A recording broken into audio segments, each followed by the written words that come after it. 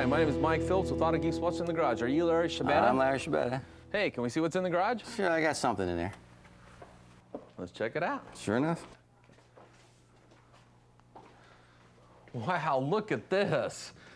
You don't see these around very often. Can you tell me exactly what this is? Well, it's a 1956 Plymouth Belvedere. I picked it up out in Missouri. It was pretty well buried in the mud at the time, but it ran. It was a good running car. But Is this out in some farmer's field? basically, yeah. Yeah, he had a big old barn out there with 3 or 4 cars in it, and he didn't want this one, so I picked it up. He gave it to you? I wish. No, we took it home and just immediately stripped everything off of it, and engine, trans, everything, put it on eBay and sold it overnight. You're kidding to me. some guy from Belgium, and he sent a truck over the next day. The guy picked up all the parts, paid me, and it was gone. Did you recoup the money for what you paid for the car?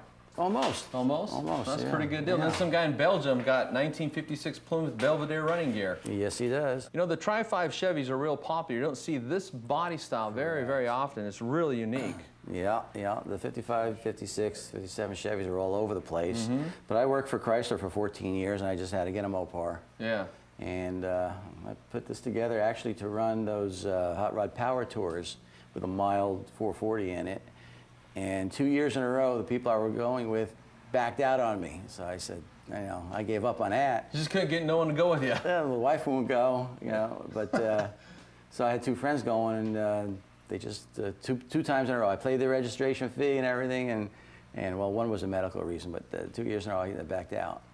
So then I just played with the motor a little bit and put some 391 gears in the back, and I took it down to Moroso at the time.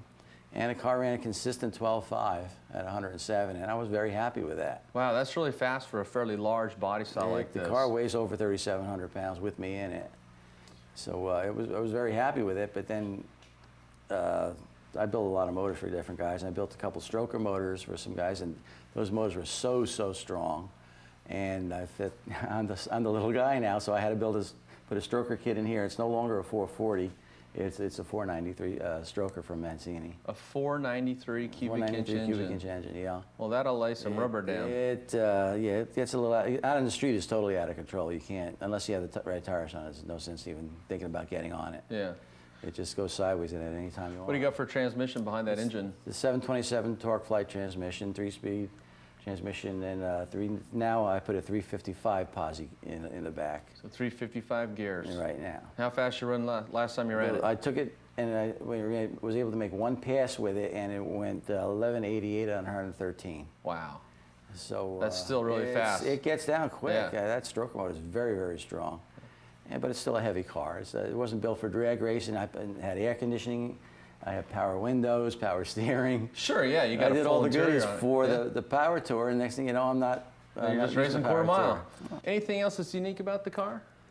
Well, we were when Palm Beach International Raceway opened. The opening day, they asked me to run the inaugural flag start. Oh, how special!